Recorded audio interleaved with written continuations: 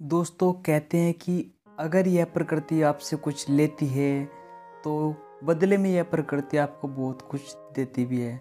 दोस्तों आज हम बात करेंगे एक ऐसे इंसान की जिन्होंने अपना आधा जीवन एक अपाहिज के रूप में बिताया था और प्रकृति ने उनसे शरीर की सारी शक्तियाँ छीन ली, बस उनका दिमाग जिंदा रहा। दोस्तों हम बात कर रहे हैं सर स्टीफन हॉकिंस की, जो धरती पर 8 जनवरी 1942 को फ्रैंक और इसाबेल हॉकिंस के घर जन्म लेते हैं। दोस्तों बचपन से ही स्टीफन बहुत बुद्धिमान और शार्प दिमाग के थे। दोस्तों बचपन से स्टीफन को नई नई चीज़ें सीखने का बहुत ही ज़्यादा शौक था।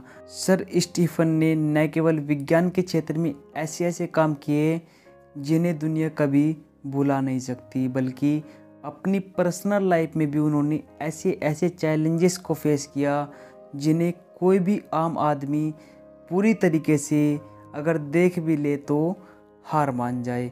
दोस्तों उन्होंने दुनिया के लोगों को यह सीख दी कि इंसान को कभी भी हार नहीं माननी चाहिए।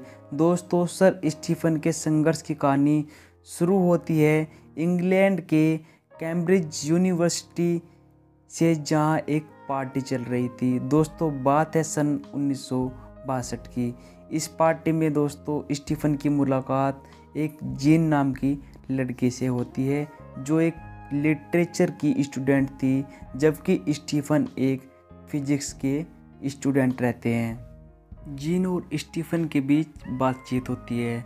जीन भगवान में विश्वास रखती है, वहीं स्टीफन हॉकिंग भगवान में विश्वास नहीं रखते हैं। दोस्तों जीन स्टीफन से पूछती है कि ग्रह तारों की पढ़ाई करने वाले किस पर विश्वास करते हैं। तब स्टीफन का जवाब होता है एक ऐसी इक्वेशन पर विश्वास करते हैं जो हर एक चीज़ को एक्सप्लेन कर सके। दोस्तों जीन कहती है कि वो इक्वेशन क्या है, स्टीफन कहता है उसी का तो पता लगाना है। इस बातचीत के दौरान दोस्तों एक दूसरे की तरफ वो दोनों अट्रैक्ट हो जाते हैं और फिर ये अट्रैक्शन प्यार में बदल जाता है। दोस्तों स्टीफन सोचता है कि कहीं न कहीं ब्लैक होल ही इस यूनिवर्स की क्रिएशन का कारण हो सकता है। और दोस्तों ब्लैक होल पर स्टीफन अपनी थीसिस लिखने के लिए डिसाइड कर लेता है। जब एक दिन दोस्तों स्टीफन ब्लैक बोर्ड पर अपनी थीसिस पर काम कर रहा होता है, वो अचानक उनके हाथ से चौक छूट जाती है और नीचे गिर जाती है। तब वह देखते हैं कि उनके हाथ काँप रहे होते हैं।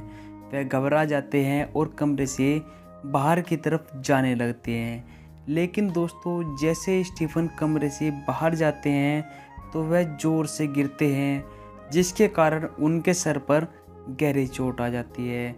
जब वे अपनी आंखें खोलते हैं तो अपने आप को एक हॉस्पिटल के कमरे में पाते हैं, जहाँ पर दोस्तों एक डॉक्टर उनका चेकअप कर रहा होता है। दोस्तों चेकअप के बाद जब स्टीफन बाहर आते हैं तो डॉक्टर से वह पूछते हैं कि मुझे क्या हुआ है। तब डॉक्टर उनको कहते हैं कि आपको मोटर न्यूरॉन नामक एक डिजीज़ हो गई है। दोस्तों वह कहते हैं कि एक ख़तरनाक बीमारी है जो आगे चल कर के आपको एक पल के लिए व्हील चेयर पर ले आएगी और आपकी ज़िंदगी के लगभग अब 2 साल ही बचे हैं जिनको आप जी सकते हैं। तब दोस्तों डॉक्टर स्टीफन उनसे पूछते हैं कि और मेरे दिमाग का क्या होगा। तब डॉक्टर कहते हैं कि आपका दिमाग नॉर्मल रहेगा और यह अब की तरह ही बाद में भी काम करेगा। तब दोस्तों स्टीफन हॉकिंग्स अपने घर जाते हैं और अपने आप को एक रूम के अंदर बंद कर लेते हैं। दोस्तों रूम के अंदर बंद कर लेने के बाद जीन उनको फ़ोन करती है, लेकिन वे उनका फ़ोन पिक नहीं करते हैं।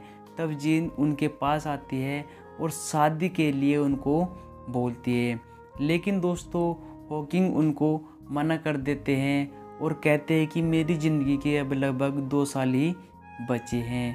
तब दोस्तों किसी तरीके से जीन उनको मना लेती है और बाद में इनकी शादी हो जाती है और शादी के बाद इनके 3 बच्चे भी होते हैं, जिनमें 2 लड़के और 1 लड़की होती है। साथ ही साथ दोस्तों डॉक्टर स्टीफन अपनी थीसिस पर भी काम कर रहे होते हैं। दोस्तों जब उनकी थ्योरी प्रोफेसर देखते हैं तो वह बहुत ही ज़्यादा इम्प्रेस हो जाते हैं। दरअसल दोस्तों उनकी थ्योरी ये थी कि ब्रह्मांड आज जिस तरह से बढ़ रहा है एक समय में ये सिकुड़ना शुरू हो जाएगा। दोस्तों इन्होंने अपनी थ्योरी को नाम दिया बिग क्रंच का। एक बार दोस्तों स्टीफन अपना स्वेटर पहन रहे होते हैं तो उनकी गर्दन स्वेटर में फंस जाती है, तो जीन उनकी हेल्प करती है और स्वेटर को वापस पहना देती है। तब स्टीफन को स्वेटर से रोशनी दिखाई देती है तो उनके माइंड में एक आइडिया आता है। दरअसल दोस्तों स्टीफन इससे एक थ्योरी बनाते हैं जिससे नाम देते हैं वो विजिबिलिटी ऑफ ब्लैक होल। दोस्तों प्रोफेसर और अन्य वैज्ञानिक जब यह थीसिस देखते हैं तो वे आश्चर्य में पड़ जाते हैं, क्योंकि दोस्तों उस समय स्टीफन की उम्र ज़्यादा नहीं थी, यह लगभग 30 से 35 साल के रहे होंगे। दोस्तों अब स्टीफन नहीं रहे, उनके नाम के सामने डॉक्टर लग गया। अब वे हो गए थे डॉक्टर स्टीफन हॉकिंग्स। दोस्तों यह थीसिस उनको एक मशहूर वैज्ञानिक बना देती है। अब दोस्तों स्टीफन का शरीर जवाब देने लगता है लेकिन वह जीना चाहते हैं। दोस्तों डॉक्टर स्टीफन हॉकिंग कहते हैं कि मृत्यु तो निश्चित है, लेकिन जन्म और मृत्यु के बीच आदमी को जीना कैसे है, वह कैसे जीना चाहता है, वह हम पर निर्भर करता है। दोस्तों अब समय आ गया था डॉक्टर स्टीफन हॉकिंग के व्हील चेयर पर आने का। दोस्तों यह व्हील चेयर आधुनिक मशीन से लैस थी। स्टीफन अब बोल नहीं सकते थे क्योंकि एक ऑपरेशन के बाद उनके गले में छेद कर दिया गया था, जिसके कारण वह बोल नहीं पाते थे। दोस्तों स्टीफन हॉकिंग्स की व्हील चेयर पर लगी एक कंप्यूटर नुमा स्क्रीन उनके इशारों से यह बताती थी कि वह क्या बोलना चाहते हैं, और इसी की मदद से उन्होंने दोस्तों आगे चलकर कई किताबें लिखी और विज्ञान जगत को बहुत ही महत्वपूर्ण थीसिस दी। इसके बाद दोस्तों हॉकिंग्स मौत को मात देते चले गए और उन्होंने ब्लैक होल कॉन्सेप्ट और हॉकिंग रेडिएशन का विचार इस दुनिया को दिया।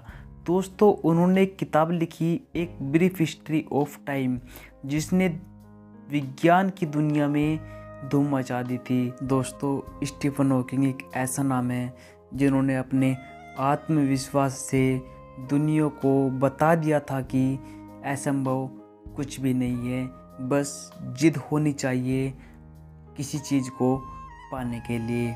दोस्तों 14 मार्च 2018 को डॉक्टर स्टीफन हॉकिंग इस दुनिया को अलविदा कह गए। लेकिन दोस्तों ऐसे व्यक्ति कभी मरा नहीं करते, ये लोग अमर रहते हैं, और ये अमर है अपनी बुक्स और थीसिस को लेकर, जिस पर आज भी हमारा विज्ञान जगत काम कर रहा है और उसी के भरोसे चलता है। दोस्तों आपने अगर अभी तक हमारे चैनल को सब्सक्राइब नहीं किया है तो चैनल को सब्सक्राइब कर दे और बेल आइकन को भी प्रेस कर दीजिएगा, जिससे कि आने वाली वीडियो की नोटिफिकेशन आपको सबसे पहले मिल सके। दोस्तों मिलते हैं आपसे नेक्स्ट वीडियो में एक नए टॉपिक के साथ में। तब तक के लिए देखते रहिए DSR सक्सेस। जय हिंद।